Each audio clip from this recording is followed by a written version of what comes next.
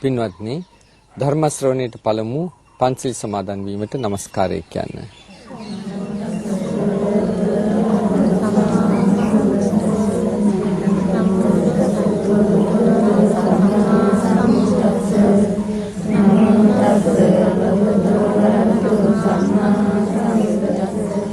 බුද්ධං සරණං ගච්ඡාමි ධම්මං සරණං ගච්ඡාමි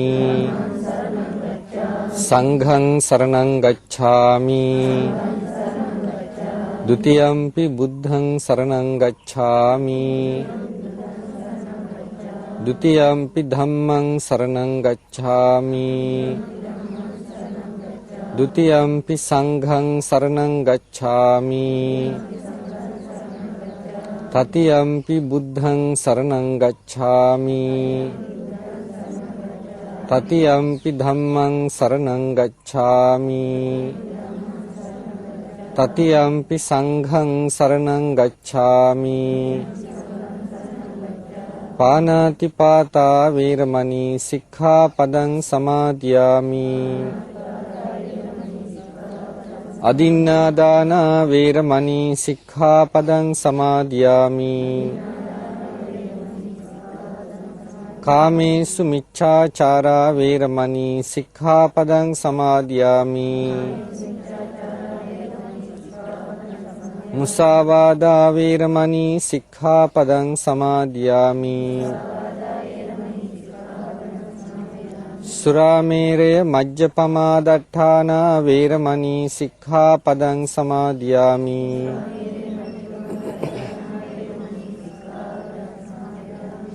සමන්ත චක්ඛවාලේසු අත්‍රා ගච්ඡන්තු දේවතා සද්ධම්මං මුනි රාජස්ස සුනන්තු සග්ග මොක්ඛදං ධම්මස්සවන කාලෝ අයං භදන්තා ධම්මස්සවන කාලෝ අයං භදන්තා ධම්මස්සවන කාලෝ අයං භදන්තා නමෝ තස්ස භගවතෝ අරහතෝ සම්මා සම්බුද්දස්ස නමෝ තස්ස භගවතෝ අරහතෝ සම්මා සම්බුද්දස්ස නමෝ තස්ස භගවතෝ අරහතෝ සම්මා සම්බුද්දස්ස කෝනුහාසෝ කිමානන්දෝ නිච්ඡං පජ්ජලිතේ සති අන්ධකාරේන ඕනද්ධා පදීපං ගවිස්සථාති. පින්වත්නි, අපට නොඑක් උත්සව පවත්වන්නට අවස්ථාවල් යෙදෙනවා. අපි සියලු උත්සව පවත්වන්නේ අපේ විනෝදය තකා අපට ආස්වාදයක් ලැබීමට, වින්දනයක් ලැබීමට. ඒ මොන ආකාරයක ආස්වාදයක්, වින්දනයක් ලැබුවත් මතක තියාගත යුතු දෙයක් තියෙනවා. අප අන්ධකාරයක පසු වෙමින් මුලාවෙන් අපව රවටාගෙන සතුටු වන්නට උත්සාහ කරනවා කියන කාරණය. ඒ ගැන තමයි මේ මාතෘකා කළ ගාථාවේ සඳහන් වෙන්නේ. කෝනුහාසෝ මොන හාස්‍යයක්ද? හාස්‍යයක් කියන්නේ හිනාවක්ද? කිමානන්දෝ මොන සන්තෝෂයක්ද? නිච්ඡං පජ්ජලිතේ සති නිරතුරුවම ඇවිලෙමින් සිටින කල්හි ජාති ජරා මරණ රාග ద్వේෂ මෝහ ශෝක පරිදේව දුක්ඛ දෝමනස්ස උපායාස කියන මෙන්න මේ මහා ගිනි ජාලාවකින් නිරතුරු ඇවිලෙමින් සිටිනවා. නැවත නැවත ඉපදී මේ සසර සැරිසරනවා කියලා කියන්නේ මහා ගින්නක්. ගින්නක් කියලා කියන්නේ දැවීමක්. ව්‍යාධිය කියලා කියන්නේ ගින්නක්, දැවීමක්. මරණය කියලා කියන්නේ ගින්නක්, දැවීමක්. නැද්ද? මරණය ලං වෙනකොට ගින්නක් නෙමෙයිද? දැවෙන්නේ නැද්ද තමයි ඇතුළේ තියෙන්නේ. සාමාන්‍ය අන්ධ ප්‍රත්‍යඥයන්ට මේ දැවීම වැඩි. අන්ධකාරේන ඕනද්දා මේ වගේ අඳුරකින් ගැවසීගෙන සිටින්නේ. බුදුහාමුදුරුවෝ අහනවා මෙසේ රාගාදී 11 ගින්නකින් දැවෙමින් සිටින ඔය ඇත්තන් ආලෝකයක් සොයන්නේ නැද්ද කියලා. ඒ ආලෝකය බුදුදහමෙන් එහාට නැහැ කාටවත්. අනිත් තැන් වලින් අතපත ගාමින් ආලෝකය සොයන්නට ගියාට ආලෝකය කියලා හිතාගෙන අඳුරෙන් අඳුරටම පිවිසෙනවා. බුදුරජාණන් වහන්සේ එසේ අඳුරෙන් අඳුරට පිවිසෙන පුද්ගලයන් ගැන දේශනා කළා. තමෝ තම පරායනෝ කියලා බුදුරජාණන් වහන්සේ දේශනා කළේ ඒකයි. අඳුරෙන් අඳුරට යනවා. ඒ කියන්නේ දුප්පත් පවුලක හිතා දිලිඳු තත්වයෙන් සමහරක් වෙලාවට සමාජ සම්මතයේ කුලහීන කියන තත්වයෙන් අංග විකලත්වයෙන් යුක්තව ඇස් පේන්නේ හරියට කන් ඇහෙන්නේ නැහැ මහා දුක්ඛිත තත්වයකින් ලෝකයට බිහි වෙනවා. ඒ විදිහට දුක්ඛිත තත්වයකින් බිහි වෙලත් නැවත නැවත දුකටපත් වෙන ක්‍රමම තමයි හඹාගෙන යන්නේ. දුකටපත් වෙලා ඉන්නවා මදිවට සැපවත් වෙන්න කියලා හිතාගෙන හොරකම් කරනවා. වංචා කරනවා. ඒ වගේම කපටිකම් කරනවා. මොකද වෙන්නේ? දුකෙන් ඉපදුනා ආයෙත් දුකට යනවා. තමයි තමෝ තම පරායනෝ. ඒ වගේම තමන් විරූපී වෙලා උපදිලා තියෙනවා. ද්වේෂය නිසා, අනුන්ව මුලා කිරීම නිසා, නිතර කිපීම නිසා. ඒ වගේම එහෙම ආත්ම භාව ලබාගෙනත් දැනුත් කරන්නේ මොකද්ද? කිපෙනවා, පලිගන්නවා, වෛර කරනවා. මේ తත්වයෙන් ආයි අඳුරෙන් අඳුරටම යනවා. ඊගාවට ඔය අඳුරෙන් අඳුරටම යන తත්වයෙන් මිදෙන්නට බුදුරජාණන් වහන්සේ අවවාද කළේ. බුදු දහම තියන්නේ ඒකටයි. ඒ වගේම කියනවා තමෝ ජෝතිපරායනෝ. අඳුරෙන් ආලෝකයට යනවා. අඳුරෙන් ආලෝකයට යනවා කියන්නේ අර කියපු ආකාරයේ දුක්ඛිතව ඉපදිලා අනේ අපි හරියට කුසල දහම් කරපු නැති නිසා අපි මේ විදිහට දුක්ඛිතව ඉපදිලා තියෙනවා. කෙසේ හෝ අපට පිනක් තිබුණා. කුසලයක් තිබුණා. ඒ නිසා දුර්ලභව ඊටාම අමාරුවෙන් ලබන්න තියෙන මනුෂ්‍යාත්ම භාවයක් මේ ලබාගෙන තියෙනවා. ඒ ලබාගත් අවස්ථාවේදීවත් මෙහෙම වටිනා මිනිසත් බවක් ලබාගත් අවස්ථාවේදීවත් මේ දුකින් මිදෙන්නට වැඩ කරන්න ඕනේ කියලා සමහර ඥානවන්ත අය කොච්චර කරදර තිබුණත් කොච්චර අමාරුකම තිබුණත් දුකේ මුල කොතනද කියලා දැනගන්නවා. මොකද්ද දුකේ මුල? අවිද්‍යාව. දුක ඇති වුනේ කොහොමද කියලා දන්නේ නැති නිසා. ඉතින් දුක ඇති වුනේ කොහොමද කියලා බුදුහාඳුරු දේශනා කරනවා. යෝ දුක්ඛ මද්දක්ඛි කුතෝ නිදානං කාමේසසෝ ජන්තු කතං නමෙය්‍ය. දුකට හේතුව දුකට නිදානය දුකට මුල කොතනද කියලා දන්නවනම් සෝ ජන්තු ඒ පුරුෂයා කෙසේනම් කාමයන්ට නැඹුරු වෙයිද කියලා අහනවා. කාමියෝ කියලා කිව්වේ මොනවද? ඇහැ, කන, නාසය, දිව, ශරීරය කියන මේවා සතුටු කරන්නට අවශ්‍ය දේවල් තමයි කාමයන්. ඒව පසුපස්සේම හඹා යනවා. ඇති වෙනවද කවදාවත්? මේ පිනතුන් මොකද හිතන්නේ? කල්පනා කරලා බලන්න. කන් දෙක සන්තෝෂ කළා කවදාවත් කන් දෙක කියනවද ඇති කියලා? ඇස් දෙක සතුටු කළා ඇස් දෙක කියනවද ඇති කියලා කවදාවත්? දිව, නාසය, ශරීරය සතුටු කළා ඇති කියනවද කවදාවත්? නැහැ. ඒවා සන්තෝෂ කරන්නට එපා කියනවා නෙමෙයි. හැබැයි ඒකේ සීමාවක් දැනගන්න. සීමාව ඉක්මවලා යන්න ගියොත් තමන් දුකටපත් වෙන මඟ තමයි හොයන්නේ. බුදුහාමුදුරුවෝ එක අවස්ථාවකදී ආනන්ද හාමුදුරන්ගෙන් අහනවා ආනන්ද මේ සත්වයා හරි කැමති නේද? ඉඳුරන් පිනවන්නට. ඇස්කන්නාසාදී ඉන්ද්‍රියන් පිනවන්න. කැමතිද? මොකද කියන්නේ? ඇහැ කන නාසය දිව ශරීරය ආදී මේවා පිනවන්න කැමතිද? කැමති. කවුරුත් කැමති. ඕව පිනවන්නට කැමති වුණත් කැමති ආකාරයෙන් පිනවන්න ලැබෙනවද? නෑ. බුදුහාඳුරෝ අහනවා ආනන්ද හාමුදුරන්ගෙන්, ආනන්ද දන්නවද ඇයි එහෙම ලැබෙන්නේ නැත්තේ කියලා? මිනිස්සු මේවා පිනවන්න කියලා පංච දුෂ්චරිතයයි කරන්නේ.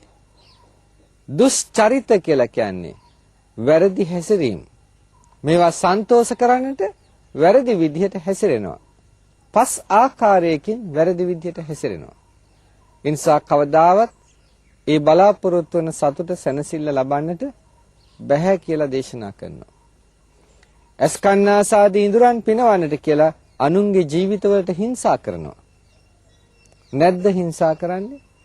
තිරිසන් සතෙකුගේ උවත් ජීවිතයකට හිංසා කරන්න එපා කියනවා.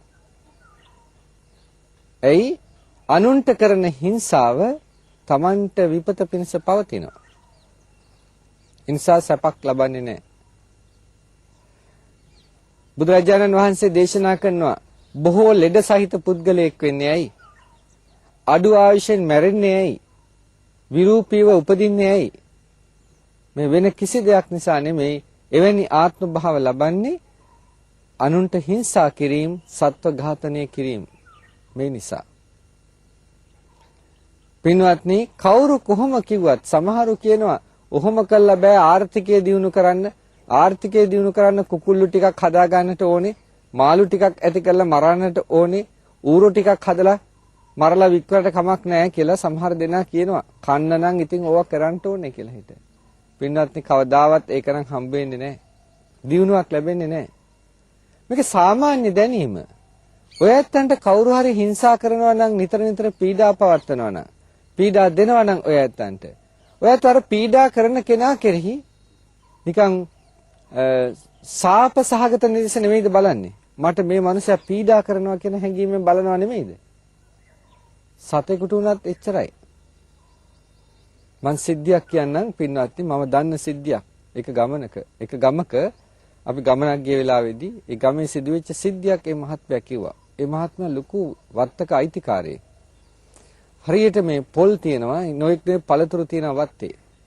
හරියට වඳුරෝ එනවලු.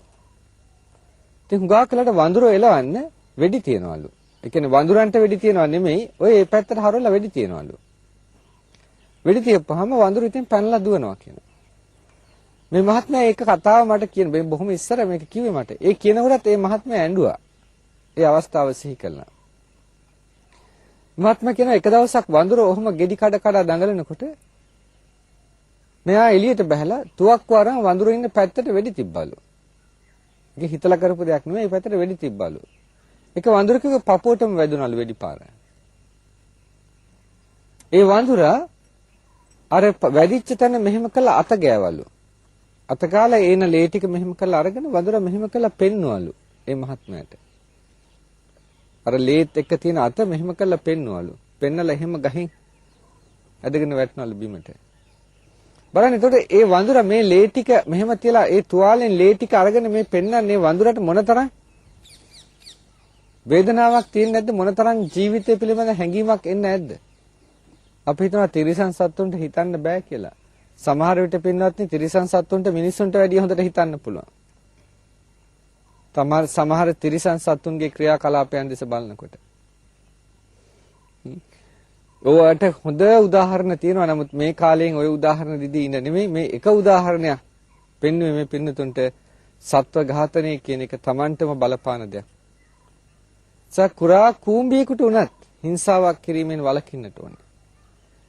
ඒ හිංසාවක් කරන මොහොතක Taman හිංසාව කරන්නේ දැන නම් ඒ මොහොතේ තමාගේ ඇතුළත වෙන ක්‍රියාදාමය, මානසික ක්‍රියාවලිය වෙනස් වීම Taman දන්නේ නැති වුණාට මනස ඒක දන්නවා කොහොමද වෙන්නේ කියලා. ඒකේ තීව්‍රත්වය වැඩි වෙන්න Tamanට චේතනාව බලවත් වෙනවා කියන්නේ ඒකයි. චේතනාහම් භික්ඛවේ කම්මං වදාමි. ඒ චේතනාව කර්මයක් බවට පත් වෙනවා. කර්මයක් බවට පත් වෙනවා කියන්නේ නැවත විපාක දෙන ස්වභාවයට ඒක එනවා. අනුන්ට අපි කියන්නේ කළ දේ ඵල දේ කියලා කියන්නේ. ඒකට රජකම් කළත් වරදින්නේ නැහැ. ඒ වෙලාව වෙනකොට ඒක හම්බ වෙනවා. මුරකාවල් තියාගෙන හිටියත් දහස් ගණනින් වට කරගෙන හිටියත් නවත්තන්න බෑ. ඒ වෙලාව වෙනකොට හම්බ වෙනවා ඒක. කර්ම විපාකයෙන් ගැලවෙන්න බෑ. සමහර ආගම්වල ඇත්තන් අපිට පේනවා අපේ අහිංසක දුප්පත් ජනතාව මුලා කරගෙන යන ওই විදිහට. නමුත් ඒ ජනතාව එකෙන් වැටෙන්නේ හරි ප්‍රපාතයකට.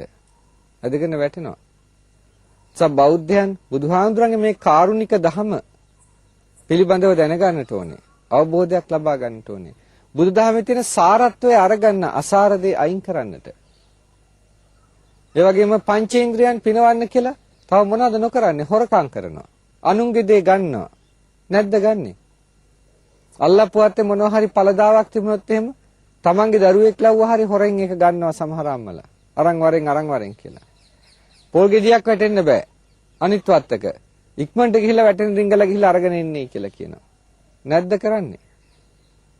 සමහරක් අය ළමයෙක් පාසලක ඉඳන් මොකද්ද අරගෙන ආවොත් මොනවා හරි දෙයක්. ඒ ළමයා මොනවා කිව්වත් අම්මා පිළිගන්නවා. පිළි අරගෙන ඒ අරගෙන ආපු දේ සතුටින් බාර ගන්නවා. ඒ අම්මා මහා පව් දරුවා නෙමෙයි පව්කාරයා අම්මයි පව්කාරයා. මොකද දරුවාට අයිති නැති දෙයක් නම් දරුවා ගෙදර ගෙනහලා තියෙන්නේ. ඒ අම්මයි තාත්තයි දැනගන්න ඕනේ මේක මේ ළමයාට අයිති දෙයක් නෙමෙයි. මේ දේ වහාම තිබිච්ච තැනට ගිහිල්ලා ධම්මන්නට ඕනේ මේ ළමයා ලව්වම. ඒතර කවදාවත් ඒ ළමයා නැවත එහෙම දෙයක් ගේන්නේ නැහැ. මොකද දන්නවා අම්මයි තාත්තයි මේවා බාරගන්නේ නැහැ කියලා. බාරගත්තොත් ළමයා ඒක පුරුද්දට ගන්නවා. අන්තිමට ළමයා මහා හොර දෙටුවෙක් වෙනවා. ඊගාවට කාම මිත්‍යාචාරය වගේ බලන්නට අද කොච්චරනම් තියනවද? මහත්තුරු වෙනින් නෝනලා පස්සේ. නෝනලා වෙනින් මහත්තුරු පස්සේ. මෙහෙම කියන්නේ නැතුව මේවා තේරෙන්නේ නැහැ. නිකන් ඔය කාමේසු මිච්ඡාචාරා කියලා කිව්වට ගණන් ගන්නෙ නැහැ. එහෙම කිව්වට. මේ විදිහට කියලා දෙන්නට ඕනේ. පින්වත්නි, තමන්ගේ දූ දරුවෝ ඉන්නවා. අර දූ දරුවන්ගේ මූණ දිහා බලනවා නම් පොඩ්ඩක් තාත්තෙක් අම්මෙක් එහෙම කරන්නේ නැහැ. නමුත් සමහර අම්මලා තාත්තලාට හරි සෙල්ලමක්. සමහර අම්මලා තාත්තලා නම් ඔහොම සිල් රකින්න පුළුවන්ද කියලා. ඉතින් බැරි වෙන්න පුළුවන්. බැරි වුණාට ඉතින් බලන්න වෙන විපත මොකද්ද කියලා. පින්වත්නි, අපිට මේ ටිකේම හම්බ වෙනවා. සමහරක් දරුවන්ට එන විවාහ කඩාකප්පල් වෙන යනවා තාත්තගේ හැසිරීම ගැන දැනගෙන. එන විවාහ කඩාකප්පල් වෙන යනවා අම්මගේ හැසිරීම ගැන දැනගෙන. මොකද දරුවෙක් කසාද බඳින්න එනවා නම් කවුරු හරි ඒ දරුවගේ ඥාති මිත්‍රාදීන් වටාපිටාව හොයලා බලනවා කොහොමද පසුබිම කියලා. අම්මයි තාත්තයි දෙන්න නරක චරිතයත් එක්ක කියලා දැනගත්තොත් කවදාවත් දරුවට යහපතක් වෙනවද? නැහැ. ඒකෙන් දරුවාට විපතක් වෙනවා. මේ ටික හොඳට සිහියට නංවා ගත්තොත් කිසිම අම්මා කෙනෙක් තාත්තා කෙනෙක් කාම මිත්‍යාචාරයකට හිත නැඹුරු කරන්නේ නැහැ. පින්වත්නි, දරුවෙක් ලැබෙනවා කියලා කියන්නේ අම්මෙකුට තාත්තෙකුට දරුවා කෙරෙහි ජීවිතය කැපවලා තියෙන. ඊට පස්සේ ඒගොල්ලන්ගේ සතුට නෙමෙයි අම්මලා තාත්තලා බලාපොරොත්තු වෙන්නේ දරුවාගේ සතුට. දරුවාගේ සැනසෙල්ල. එහෙම නෙමෙයිද මේ අම්මලා? එහෙම නෙමෙයිද? එහෙම තමයි. ඕන අම්මෙක් ඕන තාත්තෙක් දරුවා වෙනුවෙන් කැප වෙන්නේ. අද මොකද්ද? දරුවෝ ලබනවා උගන්නන එක විතරයි ලොකුම හපංකම. අනිත් ටික පැත්තකට දාලා. දරුවාගේ යහපත පැත්තකට දාලා. දරුවාගේ ගුණධර්ම පැත්තකට දාලා. දරුවාගේ ආශිර්වාදී දරුවාගේ නම්බුව පැත්තකට දාලා. අම්මලා තාත්තලා හිතුවක්කාර ලෙස හැසිරෙනවා නම් එතකොට කවදාවත් සහනයක් වෙයිද? පින්වත්නි, දරුවෝ ටිකක් ලොකු වෙනකොට අම්මව තාත්තව දොට්ට ඇදලා දානවා. කිසි සැකයක් නැහැ. අද එහෙම වෙලා තියෙනවා. මොකද අම්මගේ තාත්තගේ ගරුත්වය රැකෙන විදිහට දරුවා ජීවත් වෙනවා. දරුවා අම්මයි තාත්තයි දරුවා කෙරෙහි යොමු වෙනවා නම් අන්න එතකොට දරුවා දන්නවා අම්මයි තාත්තයි මේ වගේ දෙන්නෙක් කියලා. කාම මිත්‍යාචාරයෙන් වළකිනවා. ඒ වගේම බොරු කීමෙන් වළකිනවා. කවදාවත් අනුන්ව මුලා කරන්නේ නැහැ. මොකද තමා කැමතිද තමාව අනුන් මුලා කරනවට? නෑ. එහෙනම් තමාට අයිතියක් නෑ අනිත් අය මුලා කරන්නට.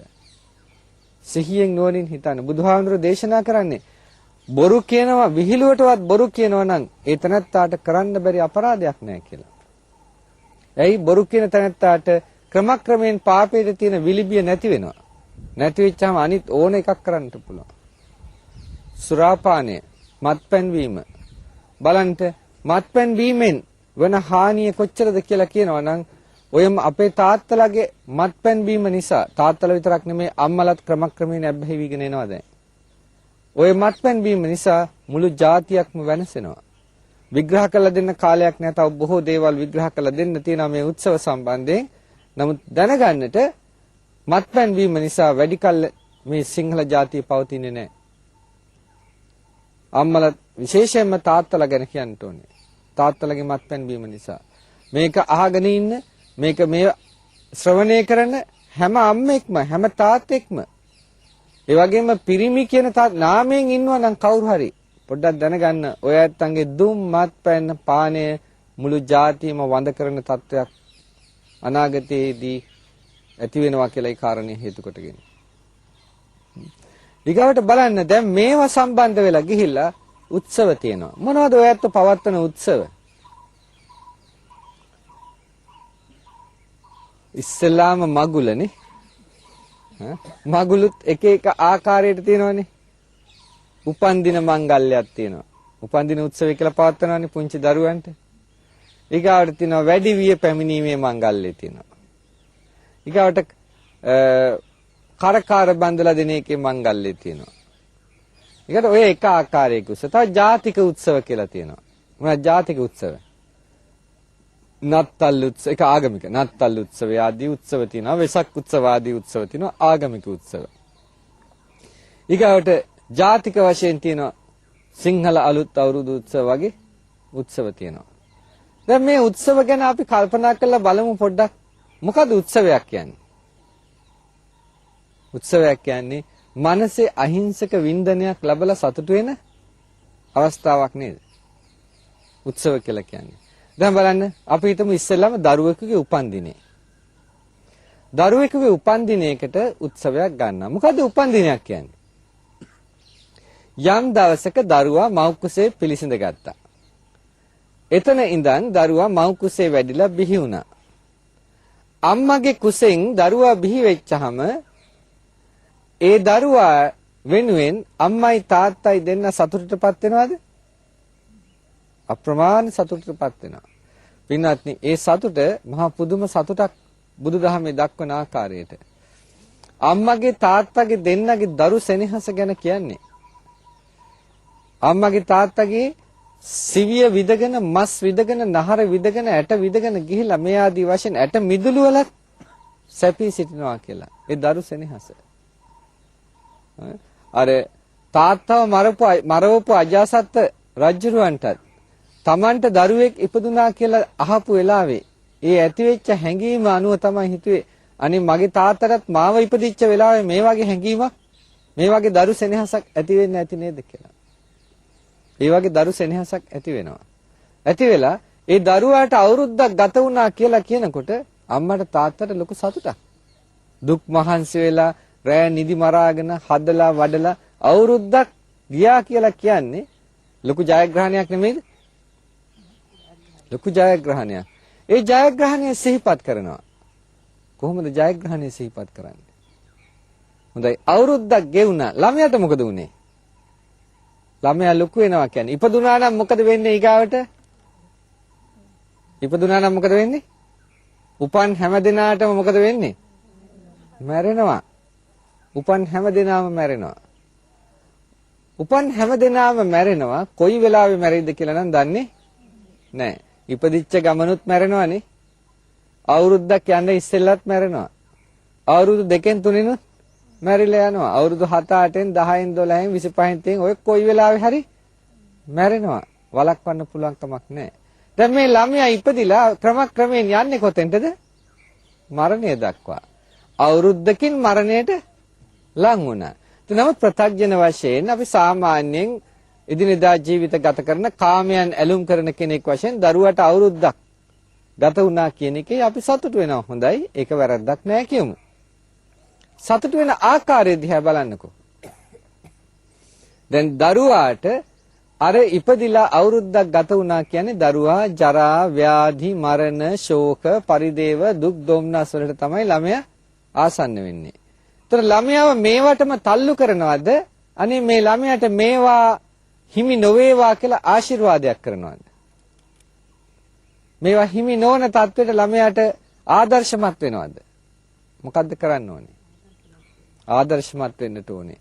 ඒ ආදර්ශමත් වීමට නම් අම්මා තාත්තා දෙන්න කල්පනාකාරීව වැඩ කරන්න ඕනේ. දැන් දරුවාගේ උපන්දිනේට කරන දේවල් දිහා බැලුවොත් එහෙම කොහොමද දරුවාට ආදර්ශයක්ද? නෑ, දරුවාට මහා සාපයක් කරනවා. අම්මලා තාත්තලා දරුවා වෙනුවෙන් ගන්න උපන්දින උත්සව බොහෝ විටම දරුවාට සාපයක්. අම්මා තාත්තා දන්නේ නැහැ අම්මා තාත්තා දෙන්නම සාප කරන්නේ දරුවාට. ගෙදරට එනේන හැම එක්කෙනාම දරුවාට සාප කළායි ගෙදරින් පිට වෙන්නේ. කෙලින්ම සාපේ නෙමෙයි වක්‍රව සාප කරනවා. ඒ අතර දරුවට ආශිර්වාද කරන අම්මලා තාත්තලා ඉන්නවා නැත්තේ නෑ. පින්වත්නි බලන්න උත්සවේ වරද්දගත්ත හැටි. දරුවා වෙනුවෙන් උපන්දින උත්සවයක් තියෙනවා. ඒ උත්සවයට සහභාගී වෙන්න ඇත්තන්ට නැතුවම බැරි සංග්‍රහය මොකද්ද? මත්පැන්. දැන් මත්පැන් පානය කරනවා දරුවාගේ උපන්දින වෙනුවෙන් කවුද? තාත්තත් හොඳට බෝතලෙන් දාගෙන වක් කර ගන්නවා. ඊගාවට අනිත් එන නෑදෑයොත් ඔක්කොම ওই දේවල් කරනවා. ඊගාවට දරුවට පේන්නේ නැද්ද? දරුවට පේනවා මේ හැම දෙයක්ම. දරුවට පේනවා දරුවා බලාගෙන ඉන්නවා තාත්තලා වැරදි වැඩ කරනවද? තාත්තලා වැරදි වැඩ කරනවද? නැහැ. තාත්තලා හොඳ වැඩ කරන්නේ. ඉතින් අරක දකිනකොට දරුවා දන්නව නේද මේ තාත්තා හොඳ වැඩක් කරන්නේ කියලා. දරුවා වරද්දෙන් වළක්වන්න පුළුවන්ද? බෑ. කවදාවත් දරුවා අරක ආදර්ශයට ගන්නවමයි ඒ දරුවා. ඒක නවතින්නේ නැහැ. ඊදාට බලන්න දැන් එන ඇත්තොත් ඔක්කොම මත්පැන් බොනවා. මත්පැන් බීලා මේ විදිහට කතා කරන්නේ එතකොට හොඳ දේවල්ද? මත්පැන් බොමින් සිතවිලි හොඳ දේවල්ද? හැසිරීම හොඳද? නෑ. පින්වත්නි, ඒ ආකාරයෙන් ටිකක් එහාට යනකොට ඊර්ෂ්‍යාව එතන හට ගන්නවා. අර gedara හොඳට වටා පිටාව තියෙනවා නම්, අර ළමයාට හොඳට යමක් අන්දලා තියෙනවා නම්, ඕක දිහා බලලා ෂෝක් කියලා කිව්වට ඇතුළත නම් ෂෝක් නෑ. ඇතුළත වෙනින් ආකාරයක්. ප්‍රත්‍යඥ ගතිය. ඒක ස්වභාවය. ඉතින් අව ඔක්කොම කළා අන්තිමට ළමයාට කියනවා happy birthday to you කියලා කෑ ගහලා යනවා. හදවතින් ආවද? නෑ, චාරිත්‍රයක් වචනෙට විතරයි සීමා වුනේ. නමුත් අර කන බොන වෙලාවල් වලදී අර කරන අර යන ක්‍රියාදාමය තුලින් කවදාවත් පිරිසිදු මනසක් ඇති වෙන්නේ නෑ. චේතනාව කර්මය කියලා කියන්නේ පිරිසිදු මනස මිසක් පිට වෙන වචනයවත් කරන අනිත් දේවලුත් නෙමෙයි. එතකොට අර ඇත්තන් අර ආශිර්වාද කරන්නේ හොඳ හිතින්ද? කියයි අපි හොඳ හිතින් තමයි සෙත් පතන්නේ කියලා. නමුත් කට ගණ්ඩක් බීගෙන ඕපාදූප කතා කර දැන් කාන්තාව ওই අවස්ථාවේදී එකතු වුණොත් මොකද කරන්නේ? ඕපාදූප තමයි කතා කරන්නේ. අරයාගේ විත්ති මෙයාගේ විත්ති ඕවා කතා කරගෙන ඉඳලා අන්තිමට ඊර්ෂ්‍යාව, ක්‍රෝධය, වෛරය ඕවා තමයි පතුරවන්නේ.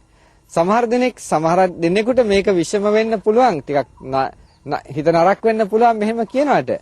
මම මේ ඔක්කොම ගැනත් නෙමෙයි කියන්නේ. මේ කියන්නේ සමාජයේ බහුලව තියෙන දේ ගැනයි මේ කියන්නේ. මීට වෙනස් ආකාරයෙන් හොඳ ආකාරයට සිද්ධ වෙන තැනුත් තියෙනවා නැත්තේ නෑ.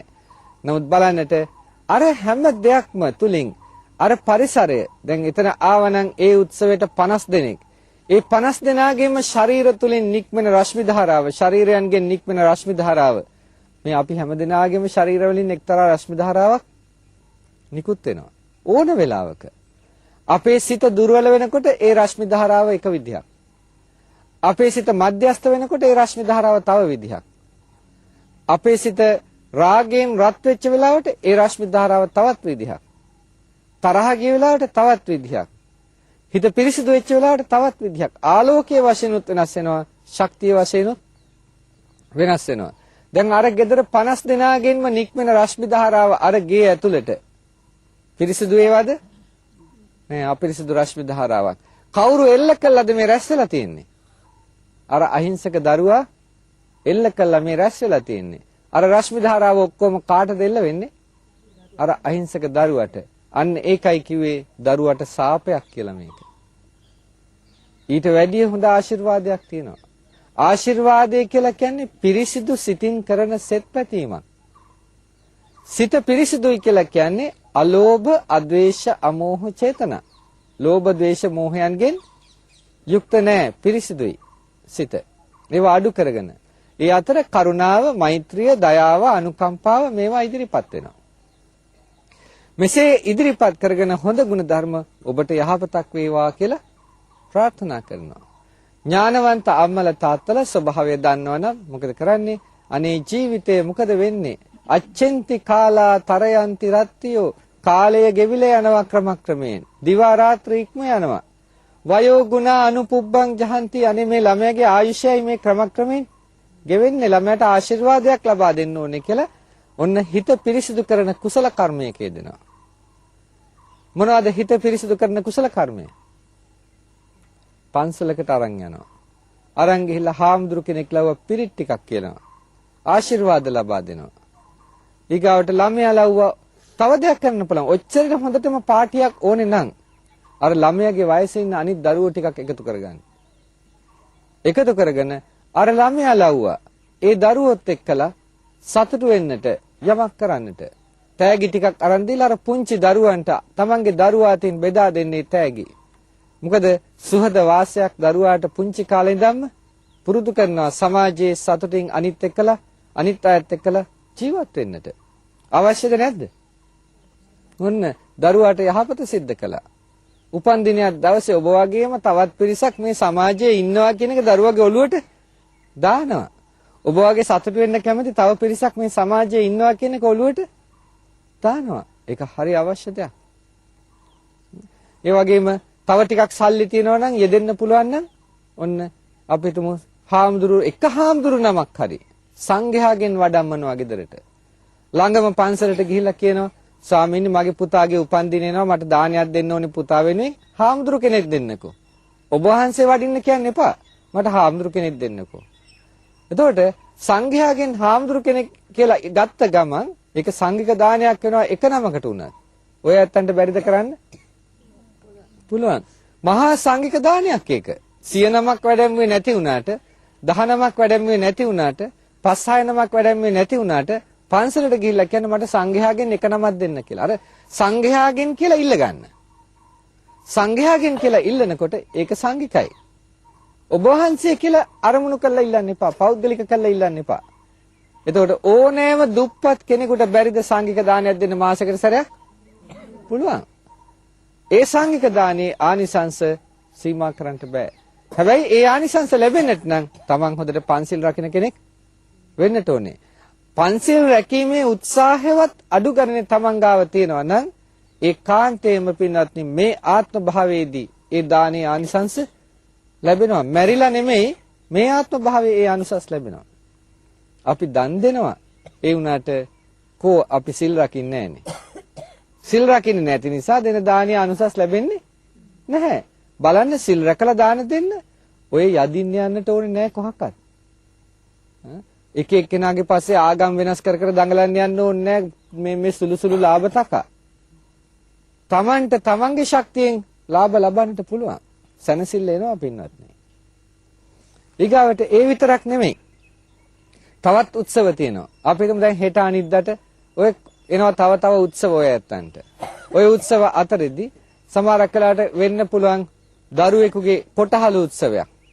වැඩිවිය පැමිණීමේ උත්සවයක් දින එකගේ. මොකද කරන්නේ? ඒත් අර උපන් දිනේට කරපු එකම නෙමෙයිද කරන්නේ? ඒකම තමයි කරන්නේ. අනේ දෙයියනේ අර අහිංසක දැරියට කරපු මහා සාපයක් නෙමෙයිද දෙමව්පිය එකතු වෙලා? මහා සාපයක්. ඒකත් හරි හොඳයි. අර විදිහට අර්ථවත් ලෙස ක්‍රියාත්මක කරන්නට. ඒ දැරියගේ වයසේ තව දැරියන් ඉන්නවා ඕන තරම්. ඒ දැරියන්ව ගෙදරට ගෙන්නලා කෑම ටිකක් දීලා ඒ ඇත්තන්ට සතුටු කරලා ඒ ඇත්තන්ව අර සතුටින් ඉන්න ඇරලා කටයුතු කරන්න ලොකු ආශිර්වාදයක් ඒක. දැන් බලන්නට තමන්ගේම වයසේ ඉන්න අපිටම ওই වයස වෙනකොට අවුරුදු 12 14 වගේ වයස වෙයි. ඒ වයසේම අහිංසක දැරියෝ ටිකක් ගෙන්නනවා. එයාගේ පන්තියේ යාළුවෝ වෙන්න පුළුවන්. ගෙන්නලා හොඳට කෑම ටිකක් දෙනවා. අර ළමයාගේ අතින්ම කියනවා මෙන්න දෝ ඔයා ඇවිල්ලා සංග්‍රහ කරන්න ඔයාගේ යාළුවන්ට. අර දරුවාගේ හිත සතුටින් ඉපිලා යන්නේ නැද්ද? යාළුවන්ගේ සිත සතුටින් ඉපිලා යන්නේ නැද්ද? ඉපිලා යනවා. එතකොට පින්වත්නි ඔවුනොවුන්ට ආශිර්වාදයක් නෙමෙයිද? බලන්න දරුවාට දීපු සතුට ඒකනේ. හොඳයි තෑගි භෝග ලබා දුන්නට කමක් නැහැ දරුවා සතුටු කරන්න. ඒක වෙනම කාරණයක්. නමුත් අර වගේ නිකන් කාගෙන බීගෙන නටාගෙන දඟලලා ළමයාට මේ ළමයා වෙනුවෙන් තමන් උත්සව පාත්වනයි කියලා විකාර වැඩ කරන්නට ලෑස්ති වුණොත් ඒක තමන්ගේ ලොකු පරිහානියක්. ඒකට කියන්නේ අඳුරෙන් අඳුරටම යනවා කියලා. එක්ක ආලෝකයෙන් අඳුරට යනවා. කොහොම ආලෝකයේ ඉන්නේ නැත්තොත් මේ අඳුරට යන දේවල් කරනවා. ඊගොට අපේ උත්සවයක් තමයි අවුරුදු උත්සවය. සිංහල අවුරුදු උත්සවය කියලා කියනවා. සමහරකට ඕකට හින්දුත් ගා ගන්නවා. සිංහල හින්දු අලුත් අවුරුදු උත්සවය කියලා. කොහෙන්ද පින්වත්නි මෙහෙම උත්සව ආවේ අපේ රටට? සිංහල හින්දු අලුත් අවුරුදු උත්සව කියලා. අලුත් අවුරුද්ද. අපිට අවුරුද්දක් තියෙනවා. ඒ අවුරුද්ද අපිට තියෙන සිහි කරනවා නම් බුදුරජාණන් වහන්සේගේ උත්පත්තිය සිදු වූ දවසයි. ඒක තමයි සිංහල බෞද්ධයාගේ අවුරුද්ද. බෞද්ධයා හින්දු අවුරුද්දක් කරනවා නම් ඒක බෞද්ධකමද? බෞද්ධයා හින්දු අවුරුද්ද අරමුණු කරලා හින්දු උත්සව පවත්වනවා. හින්දු භක්තිකයන් ඒක උත්සවේ පවත්වපු ආවේ. අපිට ඒක මේ කතා කරන්නේ බෞද්ධ ජනතාව වෙනුවෙන් මිසක් මම හාමුදුරු කෙනෙක් ඒ නිසා මම කතා කරන්නේ බෞද්ධ ජනතාව වෙනුවෙන් මිසක් හින්දු භක්තිකයන් වෙනුවෙන්වත් අනිත් අය වෙනුවෙන්වත් නෙමෙයි. බෞද්ධ ජනතාව අනිත් දෘෂ්ටි වලින් අනිත් ඒතන්ට ලැබෙන පහරවල් වලින් වළක්වා ගැනීමට තමයි මේ ධර්ම දේශනා කරන්නේ. ඒ නිසා දැනගන්නට අපිට හින්දු අලුත් අවුරුද්දක් කියන එකක් අවශ්‍ය නැහැ. සිංහල අලුත් අවුරුද්ද ගන්න. සිංහල බෞද්ධයන් වශයෙන් සිංහල ඒ අවුරුද්ද ගන්න. මොකද සිංහල ක්‍රිස්තියානි අය ඉන්නවා ඒ ඇත්තන්ට අවුරුද්දක් වෙනම තියෙනවා. මොකද්ද ඒ? සිංහල ක්‍රිස්තියානි ඇත්තන්ට නත්තල තියෙනවා. ඒකයි මේ සිංහල බෞද්ධ කියලා කිව්වේ. සිංහල බෞද්ධ ඇත්තන්ට තියෙන අවුරුද්ද තමයි වෙසක් උත්සවය.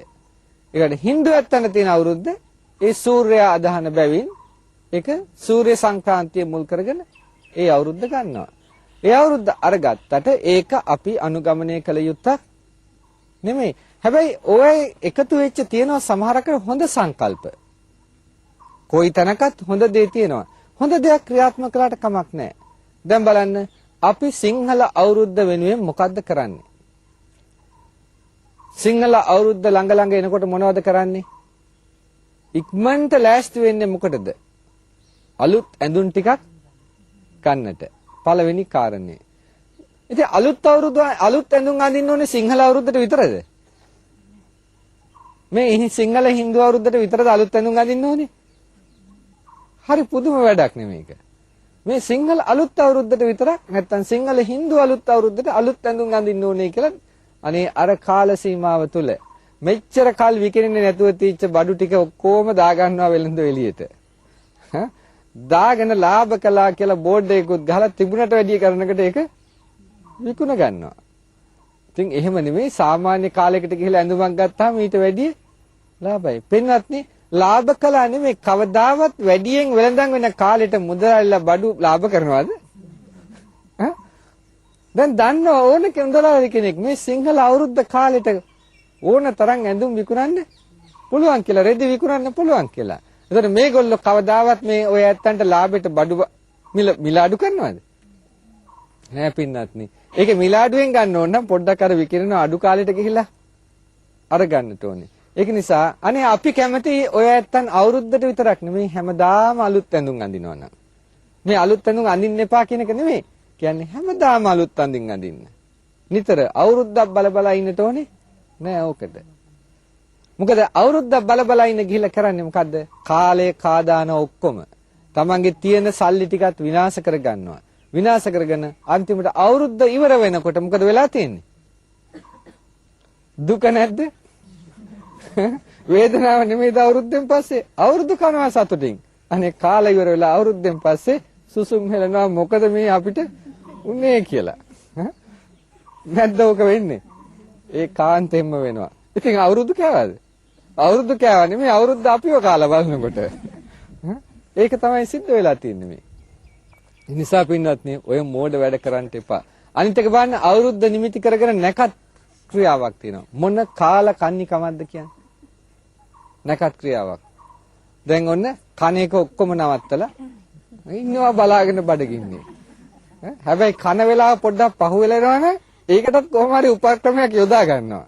බඩගිනි වෙලාවට කාලා ඊට පස්සේ වෙලාවටත් ආපහු කන්න උපක්‍රමයක් හදා ගන්නවා. ඉතින් සමහර දෙනා ඉන්නවා හරියටම කරනවා. හැබැයි පින්වත්නි ඔය අලුත් අවුරුදු උත්සව හරියටම ඒක ග්‍රහණය කරගෙන කරන්න යන නැත්තන්ට යහපතක් වෙන්නේ නැහැ. මොකද හේතුව නැකත කියලා කියන එකේ නැකතක් ගන්න ක්‍රමයක් තියෙනවා. නැකතක් යහපත පිණිස වෙන්න ගන්නවා නම් ඒ නැකත් ශාස්ත්‍රයේ තියෙන්නේ තමන් උපන් නැකතට ඒක සම්බන්ධ වෙන්නට ඕනේ. ඉතින් මේ පොදුවේ එදා තියෙන නැකත උපන් නැකතට ඔක්කොටම සම්බන්ධ වෙයිද? නෑ. මේ පොදු නැකත සමහරක් වෙලාවට තමන්ට විපත්ති කර නැකතක් වෙන්න පුළුවන්. තමන්ට කරදරකාරී නැකතක් වෙන්නට පුළුවන්.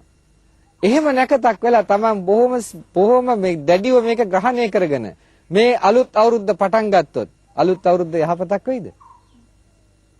නැකත් පිළිගන්නවා නම් ඒකේ යහපතක් වෙන්න හේතුවක් නැහැ. ඒ නිසා ඕක දැඩිව ග්‍රහණය කරන්න ඕනේ නැහැ. සාමාන්‍යයෙන් හොඳ දෙයක් කරන්න. පින්වත්නි බුදුරජාණන් වහන්සේ නැකත කියන එක යොදා ගන්න ක්‍රමයක් කිව්වා. හැමදාම වුණත් හොඳයි. අපි තුමු අවුරුද්දකට සැරයක් නම් සුනක්ඛත්තං සුමංගලං සුපභාතං සුවුට්ඨිතං සුඛනෝ සුමුහුත්තෝච සුයිත්තම් බ්‍රහ්මචාරීසු යනාදී වශයෙන් කියනවා. හොඳට නැකත් තියෙනවා සුනක්ඛත්තං සුමංගලං හොඳට මංගල සම්මතයි සුපභාතං හොඳ උදයක් සුඛනෝ හොඳ ක්ෂණයක් සුමුහුත්තෝච හොඳ මුහුර්තයක් මොකද්ද පදක්ඛිනං කායකම් සුඛනෝ සුමුහුත්තෝච සුයිත්තම් බ්‍රහ්මචාරීසු සිල්වත් බ්‍රහ්මචාරීන් උදෙසා යම් කිසි දවසක් අවදි වුණා නම් දන් දෙන්නට ඕනේ කියලා යම් දවසක එදා දවස තමයි හොඳට නැකත් තියෙන දවසක් කිව්වේ.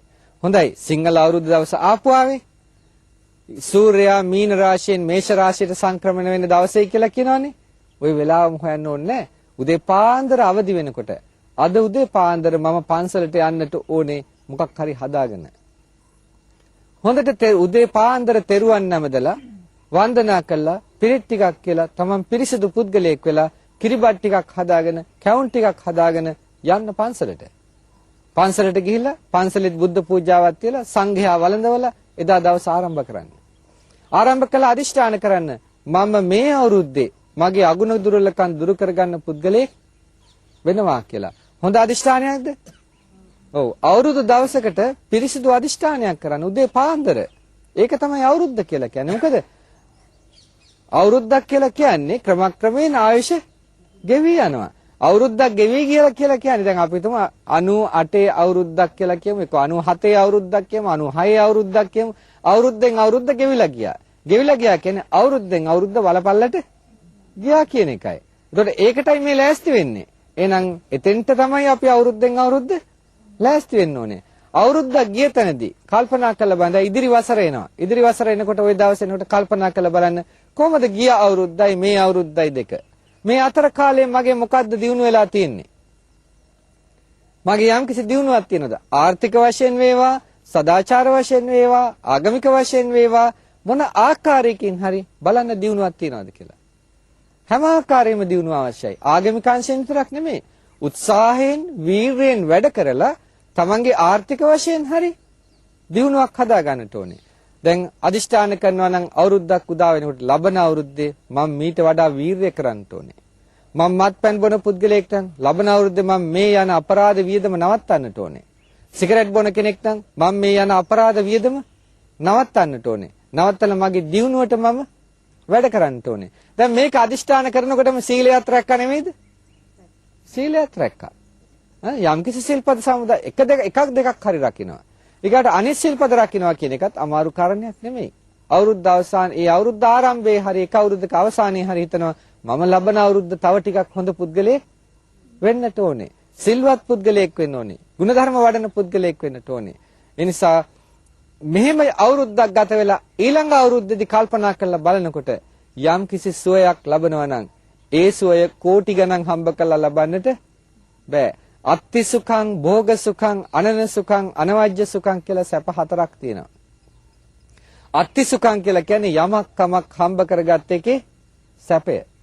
භෝග සුඛං කියලා කියන්නේ හම්බ කරගත් එකෙන් ප්‍රයෝජන ගත්තා කියන එකේ සැපය. අනන සුඛං කියලා කියන්නේ අනේ මං ගිය අවුරුද්දේ නම් ණය උනේ නෑ. මත්පැන් බීම වළක්වලා, සිගරට් බීම වළක්වලා, අනිත් අනවශ්‍ය වියදම් වළක්වලා මං ණය බරින් නිදහස් වුණා. ඔය සැපය හිතට නැද්ද? මිනිහත් ණය වෙච්චාම තියෙන සැපේ දිවිනසා ගන්න නැද්ද මිනිස්සු? ඒ සැපේ හේතු කොටගෙන. සමහරව හිතනවා ණය වෙනවා හරි සැපයි කියලා හිතාගෙන නේ. ණය වෙලා ඔහේ ඉන්ද්‍රියන් පිනව කටයුතු කරාට එනකොට ඒක සැපක් වෙන්නේ නෑ. එකෙන් අන්තිමට තමා දන්නේම නෑ තමාගේ විනාශය සිද්ධ කරගෙන එකෙන්. සමහර කාට හිතනවා එකපාරටම අනේ මීට වඩා හොඳයි එල්ලිලා මැරුණා නම් කියලා. මොකද ණය ගෙවුවද? නෑ ආත්ම ගණන් ගෙවන්න දාගන්නවා ඊට පස්සේ. පොලියත් එක්කලා ගෙවන්න දාගන්නවා. නෑ එහෙම නෙමෙයි කරන්නේ. උත්සාහයෙන් වීරයෙන් ණය බරින් නිදහස් වෙනවා. හරියට ජීවිතය හදා ගන්නවා. ඒක තමයි අවුරුද්දක් ආරම්භ කළා කියලා කියන්නේ. ඊගාවට හිතනවා අනවජ්‍ය සුඛං කියන එක. අනවජ්‍ය සුඛං කියන එක කියනවා පින්වත්නි අස්ලොම් ගහක් අරගෙන ඒ අස්ලොම් ගහ 16කට කපලා ඒකෙන් එක කොටසක් අරගෙන ඒකත් 16කට කපලා ඒකෙන් එක කොටසක් අරගෙන 16 වරක් ඔහොම අරගෙන ගිහිල්ලා එක කොටසක් ලැබුවා නම් ඒකට කියනවා සොලොස් කලාවෙන් පංගුවක් කියලා. මේ තරම් සුළු කොටසක් ගත්තත් අර අත්තිසුක භෝගසුක අනනසුක කියන මේ සැප තුනම එකට එකතු කරලා ගත්තත් අර සොලොස් කලාවෙන් පංගුව තරම්වත් වටින්නේ නැහැ කියලා. තමන්ගේ නෙවැරදි භවයේ සැපේ. ඒ කියන්නේ ආධ්‍යාත්මිකව තමන් දිහා බලනකොට මම යහපත් පුද්ගලයෙක් වෙලා තියෙනවා, නෙවැරදි පුද්ගලයෙක් වෙලා තියෙනවා, මම පව්කාරයෙක් නෙමෙයි කියලා හිතනකොට ඒ සැපය සීමා කරන්න බෑ. ඒ නිසා පින්වත්නි අදිෂ්ඨාන කරන්න. කාලේ කාදාන්න එපා. හොඳයි අවුරුද්ද ගෙවුණා ඔය නැකත් බලනවායි කියලා දැන් සමහරක් ව්‍යාපාරිකයෝ ඉන්නවා. සමහර ව්‍යාපාරිකයෝ ඉන්නවා. ඒ ව්‍යාපාරිකයන් කරන්නේ මොකද්ද? නැකතයි කියලා දවස් ගණන් කඩ අරින්නේ නැහැ. අනේ වෙන පාඩුව. පින්වත්නි ව්‍යාපාරයෙන් නැකතකට ආරම්භ කරලා තියෙනවා. ආයි තව නැකත් හොයන්න ඕනේ නැහැ. වැඩේ කරගත්ත පහවදා හොඳ හිතින් තමන්ගේ ව්‍යාපාර ආරම්භ කරන්න කවදාවත් අවඩක් සිද්ධ වෙන්නේ නැහැ. නිසා පින්වත්නි මේ නැකත් සම්බන්ධව තියෙන මිත්‍යා විශ්වාස අතහැරලා දාලා තමන් සිහියෙන් නුවණින් කල්පනා කරලා බලන්න. බුදුරජාණන් වහන්සේ දේශනා කළේ චේතනාහම් භික්කවේ කම්මං වදාමි. තමන්ගේ හොඳ හිතින් කරන වැඩේ ගැන හිතන්නට. ඒකෙන් යහපත සිද්ධ වෙනවා. ඒකයි තමන්ට සැප ලැබෙන මඟ කියලා කිව්වේ. ඒ මඟ අනුගමනය කරමින් අගුණ දුර්වලකම් දුරු කරගන්න, ගුණධර්ම වඩා සිටවා ගන්නට මේ හැම දිනාටම සියලු උත්සව සාර්ථකව කරගෙන වාසනාවන්ත දිවි පැවැත්මක් ඇති කරගන්නට මේ ධර්ම දේශනාව හේතු වේවා කියලා ආශිර්වාද කරනවා. ittavata camhehi sampadaං puñña sampadan sabbe deva anumodantu sabba sampatti siddhiya. සමට උතුම් තෙරුවන් සරණ වේවා.